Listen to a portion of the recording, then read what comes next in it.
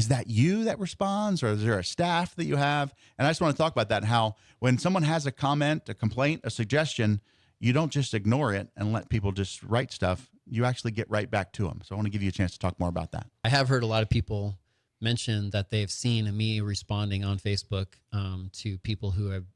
Usually what I do is when there's a sensitive political story, I do want to monitor the comments to see if, one, people are making kind of wild claims or saying things that are false, because, again, going back to the mission statement, build bridges of understanding. If there's something that's false that I have some information about, then it helps to build that bridge to say, well, actually, here's some more information that can help you, and try to be as polite and respectful as possible.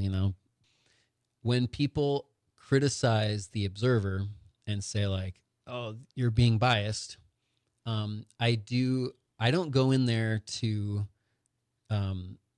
it's different purposes, but the main goal is, again, just going back to the mission. If people in the community think that the observer has some kind of bias or is trying to attack different politicians or to promote a certain agenda, then it weakens us as an institution. It makes it harder for us to accomplish our goal, which is to build bridges of understanding. If we're really just trying to focus on one side of the bridge and try to not mention the other, then that's a problem. So I do sometimes, while thanking people, say, if you really feel that we're being biased, please let me know, because I want to fix it as soon as I possibly can.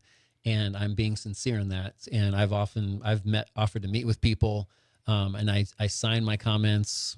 Brian McMillan, publisher. I want it to be very transparent that I'm involved in it, and it's kind of unusual to have, I think, a stance. Like, a lot of times, if there is a stance that a newspaper would take, it would be like promoting, conservative or liberal ideals.